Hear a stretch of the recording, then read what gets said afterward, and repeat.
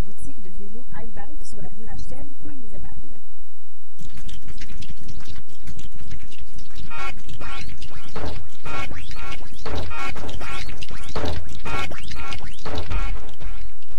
C'est un feeling différent. Si tu roules avec un vélo fixe, c'est pas comme les autres vélos. Si tu aimes ton vélo et tu changes pour un fixe, c'est comme wow, c'est vraiment différent. Je m'appelle Josh, je viens de Saskatchewan, puis maintenant j'ai un magasin de vélo ici à Montréal avec mon partenaire Frédéric Cousineau. Ça roule bien. Beaucoup de gens aiment le type de vélo, le fixie.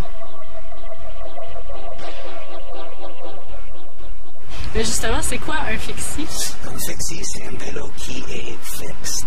Le pédalier puis le pignon en arrière sont ensemble. Donc, si la roue arrière tourne en avant, le pédalier tourne en avant aussi. Si la roue arrière tourne en arrière, le pédalier tourne en arrière aussi.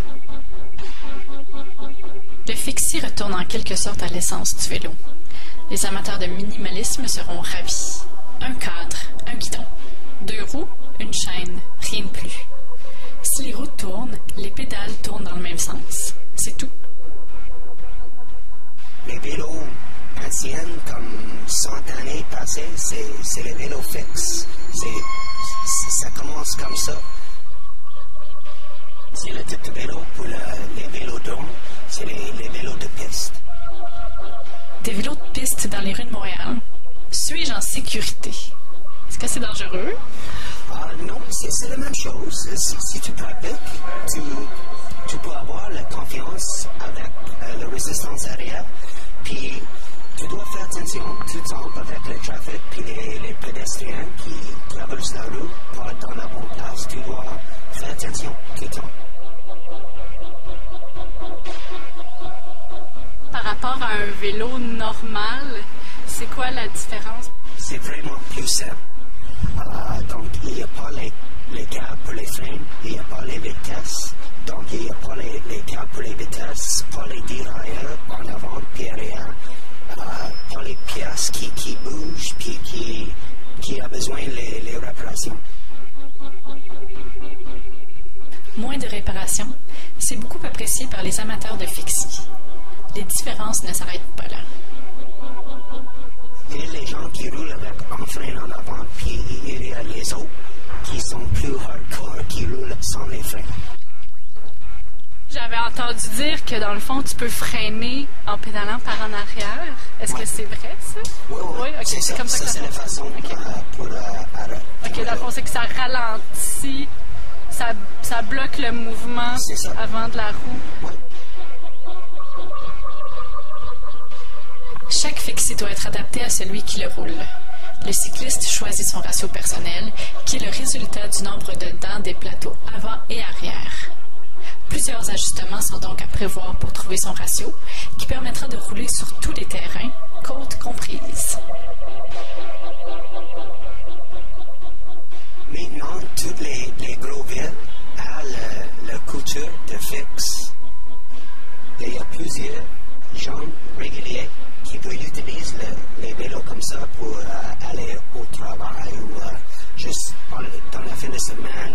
C'est plus simple, c'est facile à réparer, puis c'est moins cher à réparer, puis en ville, c'est mieux que les vélos avec vitesse. Il y a les courriers de vélo qui vivent très simple.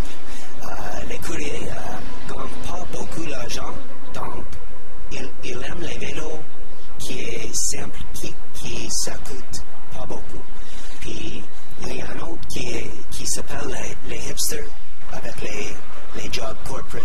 Puis ça c'est un autre type de gens qui roulent avec les fixes, qui aiment le fixe, qui aiment le style de courrier, mais avec plus de l'argent, avec les vélos plus haut de gamme. C'est pas vraiment nécessaire à avoir un vélo à 2000, 3000, mais c'est bien à rouler avec un vélo comme comme ça, c'est fun, tout est correct, tout est tight. Il ne me sera pas possible de convertir mon vélo régulier en fixé et d'entrer dans la mode des hipsters, des courriers, mais aussi des gens normaux. Le coupable, c'est le cadre. L'extrémité arrière du cadre du vélo, donc la partie qui accueille la roue quand on veut la fixer au cadre et qu'on appelle le drop-out en anglais, cette partie-là doit être horizontale. Tant pis, un jour peut-être fixé, nous nous connaîtrons et roulerons ensemble sous le soleil. C'était Andréane Chevalier sur la rue Rachel.